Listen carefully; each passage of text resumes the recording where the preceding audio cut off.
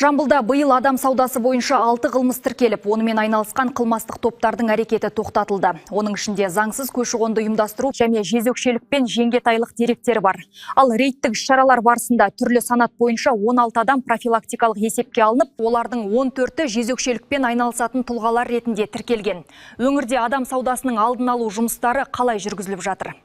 Адам саудасы адам құқықтарын өрескел бұзатын ауыр қылмыстардың бірі. Оған еңбек және жыныстық қанау, жаңа туған нәрестелерді заңсыз сату, адам ағзаларының саудасы мен қайыршылыққа мәжбүрлеу жатады. Осындай қылмыстардың алдын алу мақсатында облыста стоп трафик жедел профилактикалық іс-шарасы өткізіліп, ойын-сауық ойындары мен сауықтыру кешендерінде рейдтер ұйымдастырылды.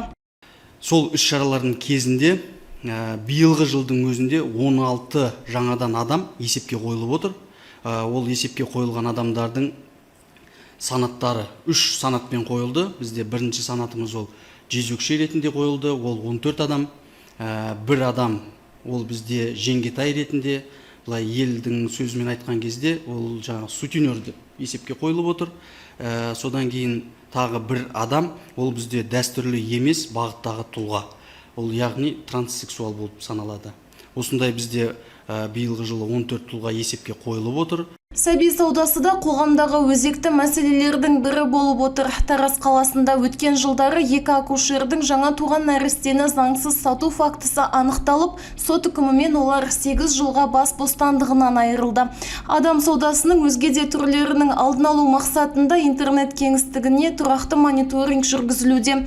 Нәтижесінде адам ағзаларын сату, жаңа туған балалар саудасы мен интимдік қызмет көрсетуге қатысты 3000-нан астам заңсыз сайт бұғатталды.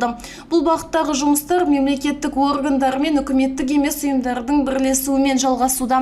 Халық арасында түсіндіру шаралары өткізіліп, қоғамдық орындарға адам саудасының алдын алуға арналған ақпараттық экрандар орналастырылды. Ал құқықтық көмек көрсету мен қолдау қажет болған жағдайда азаматтар 116-16 сенім телефонына, ал балаларға қатысты мәселелер бойынша 111 бірыңғай кол орталығына хабарласа алады.